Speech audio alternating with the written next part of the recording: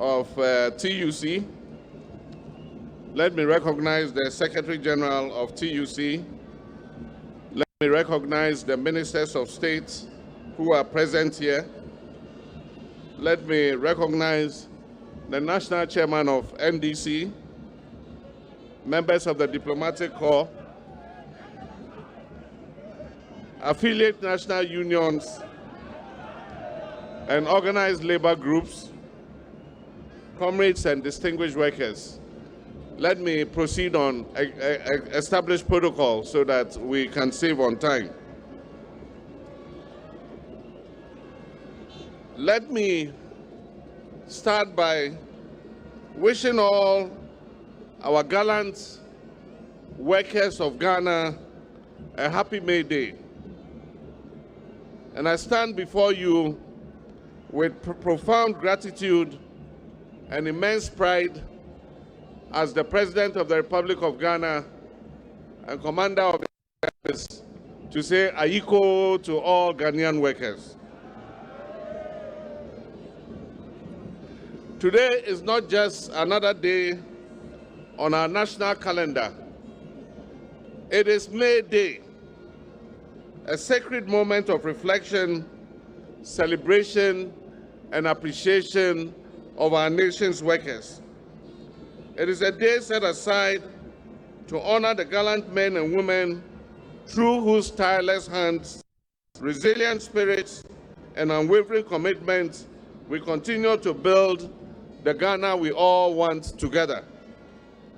On behalf of the government, and indeed the entire people of Ghana, I wish to extend our heartfelt gratitude to every worker at the length of our nation.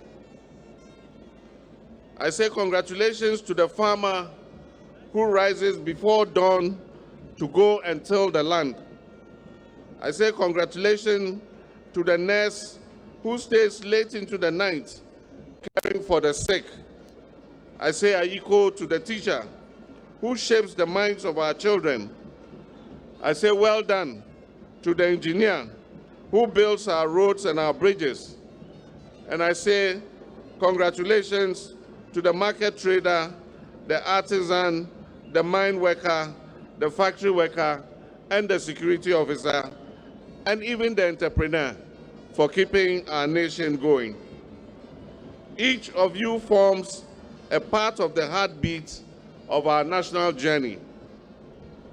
Your resilience through recent economic challenges that tested the very fabric of our endurance as a nation has been nothing but heroic.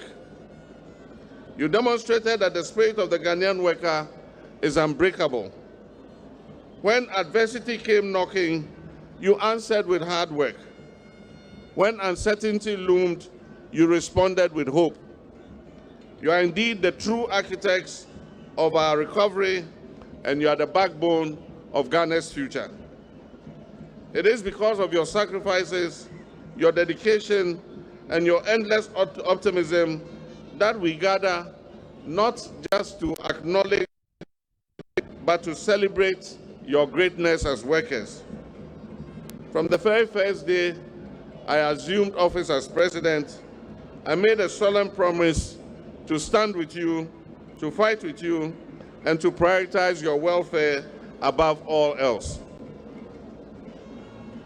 I understood then, as I do now, that the prosperity of Ghana cannot be separated from the well-being of its workers.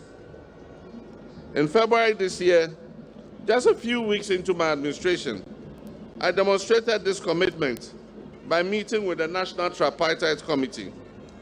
After thorough consultations, we agreed to increase the national minimum wage by 10%, raising it from 18.15 Ghana cedis to almost 20 cedis, effective from 1st March 2025.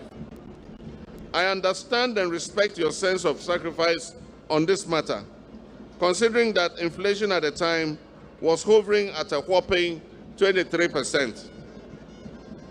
I'm fully aware that this 10% increase is not optimal, but the circumstances of our economy dictated to do so at this particular time. As I told you, this year's budget is a reset budget. And my hope is that with the austere steps we are taking this year, we will be able to see better remuneration in the next couple of years ahead. My comrades and friends, sacrificing to rescue our country from the economic ledge into which it was plunged is not meant for workers alone. You are not the only ones to tighten your belts. Sacrificing is meant for all of us who are servants of the people, including I, the President. And that is why I will lead by example.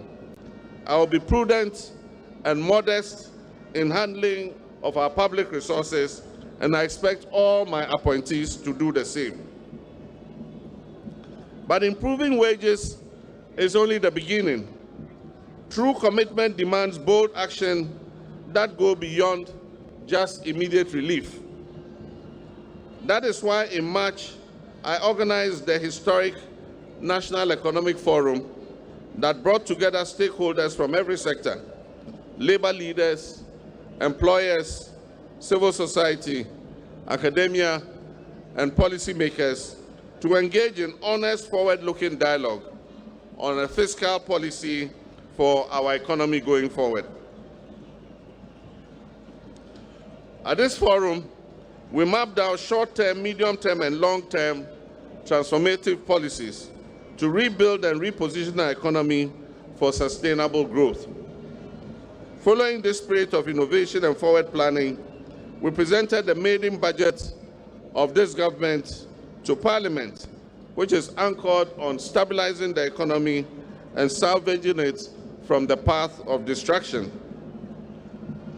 Beyond stabilizing the economy, the budget was heavy on multi-sectoral investments, which are aimed at revitalizing the productive sectors and putting Ghanaians to work. Spanning infrastructure to technology through to agriculture, we have committed to construct a robust and economy that enables us to meet our needs in a sustainable manner.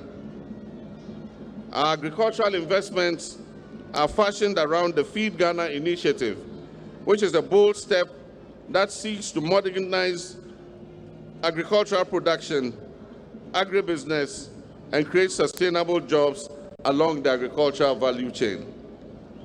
By supporting our farmers with improved seeds, access to technology, and better market opportunities, we will not only be securing our food systems, but will also be empowering our rural communities and ensuring that agriculture becomes a powerful engine of our economic growth.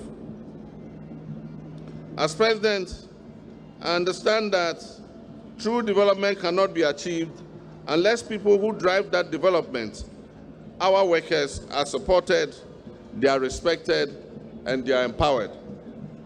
I understand that the Ghanaian worker does not just want praise on May Day, but he wants action every day on making his conditions better.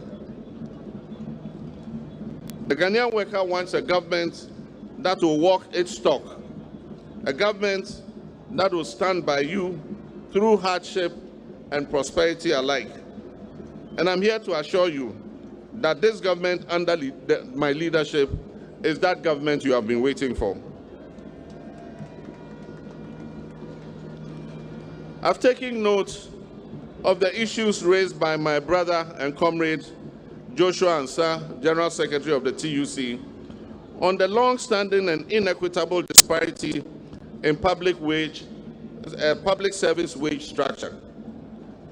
And this is the reason why, as part of the Constitution review process, attention will be paid to the establishment of a permanent independent emoluments commission that will determine a fair and equitable public service wage structure so that we can bridge the unacceptable gap between the conditions of service of Article 71 office holders and other sections of workers within the public sector. And morale in the workplace is more than a matter of salary. It is about dignity, it is about fairness, It is about opportunity and trust. It is about the feeling that your labor is recognized and that your voice is valued and your future is secure. And that's why I'm committed not only to improving conditions of service, but also to restoring hope and confidence in the Ghanaian workforce. My administration will invest in morale-boosting interventions that matter. We'll introduce comprehensive reforms across the public and private sector labor environment by ensuring timely salary payments, modernizing workplace conditions, and reducing the bureaucratic bottlenecks that frustrate your productivity. We'll also prioritize better occupational health and safety policies and ensure timely pension contributions and payments, and eliminate the neglect that many of our retired workers have had to endure for far too long. Every worker deserves to retire with pride and not with anxiety. It is only recently we undertook major reform in our pension administration, introducing different tiers in our pension payment scheme. And yet, as Comrade Joshua Ansah has rightly stated, there are severe distortions and inequality in our pension system. I will initiate a preliminary discussion with stakeholders through a mutually selected ad hoc committee to make proposals on how the current challenges of the pension system can be addressed. And the organized labor will be fully engaged in this committee. In partnership with labor unions and employers, we will deepen skills development and retraining programs so that workers can adapt to the changing needs of industry. Our well-being and so must our workforce. No Ghanaian will be left behind in the new economy we are building. Comrades and friends, many of you work in state-owned enterprises that have been atrociously managed over the last 8 years. I urge you not to keep quiet. When management is driving your enterprise into ruin, you are always the first to be affected by job losses when these institutions collapse. Your enterprise where you work belongs to you. They guarantee you lifelong employment, and so you must protect those enterprises. When things are going wrong, do not be afraid to say so. And as president, I will back and support you to set things right.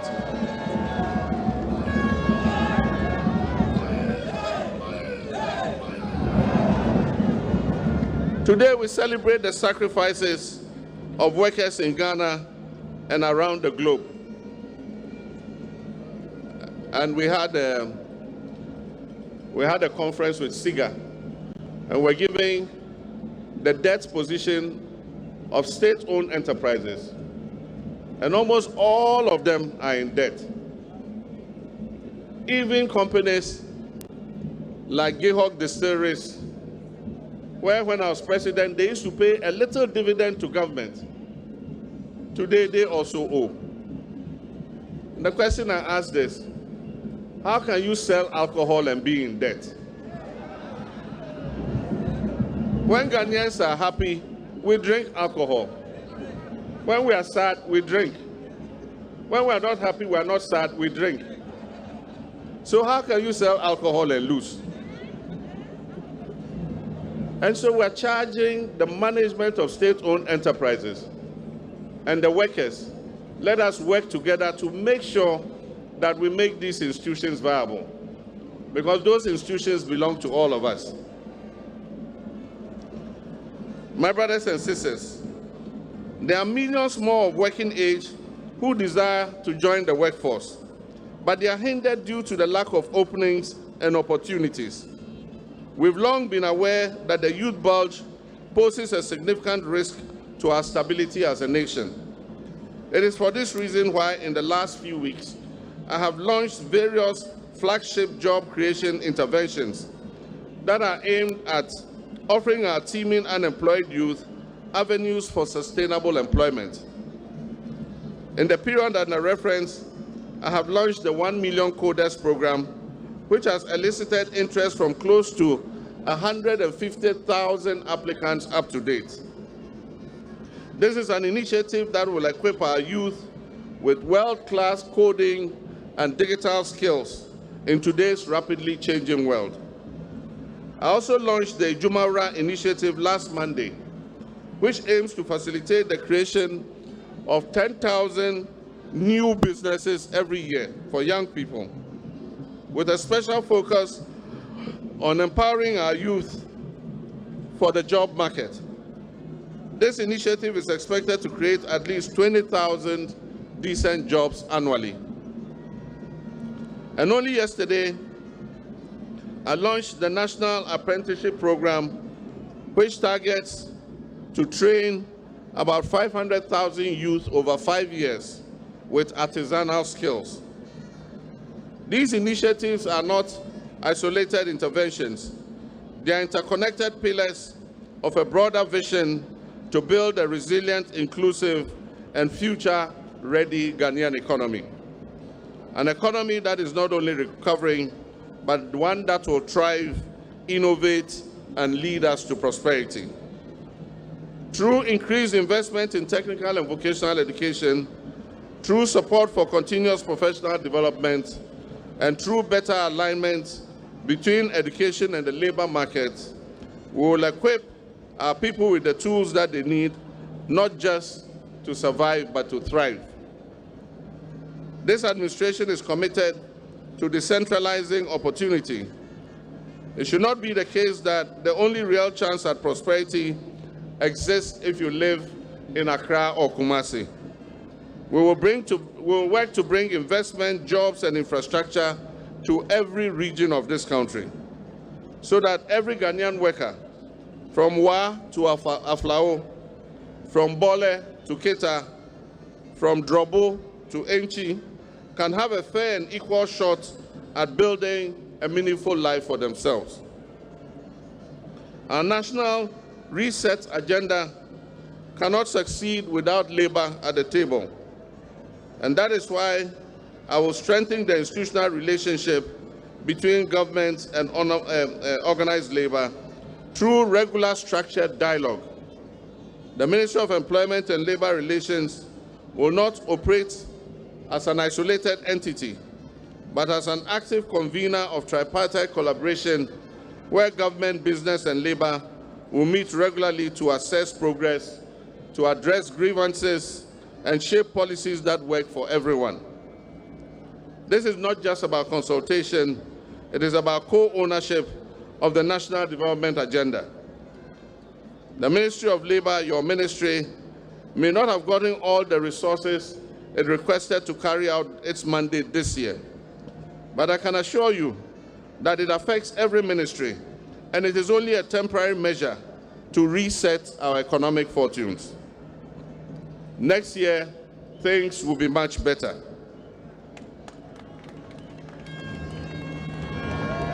The fight against Galamsey is a complex one.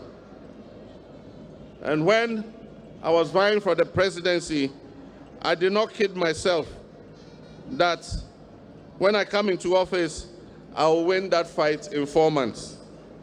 Yet, we will not give up. Our gallant men of the armed forces and security services are up to the fight and will continue to score successes against the selfish companies and individuals who are destroying our forests and polluting our water bodies. As far as the fight against Galamsey is concerned, I say, aluta continua. Ladies and gentlemen, the ECG has been brought to its knees by a culture of poor governance over the last 8 years, with a debt of 68 billion Ghana cedis and rising.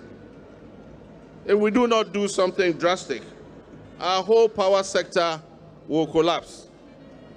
We can only bring down power tariffs if we improve efficiency in the distribution of power. Let me assure you, that is not my intention to privatize ECG as an institution. Our attention is more a public-private collaboration to inject efficiency into our downstream electricity distribution system. And I must say, it will not be the first time. It's been done before. When I was president, in the free zones, a private company, Enclave Power, was given the rights of metering and billing in the free zones. Electricity company provided them with bulk supply of power. They paid electricity company until today. They still pay electricity company monthly on time every power electricity company produces to them. And their billing and collection in the free zones enclave is 99% of revenue is collected. This is an existing example. And I'm sure that we can make our electricity distribution more efficient through public-private partnerships. But I can assure you, and read my lips for emphasis, electricity company as an institution will not be privatized. Fellow citizens, let me say this clearly to all Ghanaian workers. Whether you're a teacher in the classroom, whether you're a nurse in a rural chips compound, whether you're a porter in the market, whether you're a miner deep in the bowels of the earth, whether you're a security guard on night shift, a digital innovator writing codes from your laptop, I want to tell all Ghanaian workers that you matter. Your contribution matters, and your dreams matter to us. And under my government, we will make sure that those dreams are realized. Let us leave this May Day not only with hope in our work, but with purpose in our hearts. Let us move forward as one people, workers and government, unions and employers, public and private, united in our mission to build a Ghana that rewards our efforts, protects our people, and inspires the next generation. The work ahead is great, but so is the strength of the Ghanaian worker. And with that strength, there is nothing we cannot achieve. May God bless Ghanaian workers. Long live organized labor. Long live the Republic of Ghana. And may God bless our homeland, Ghana.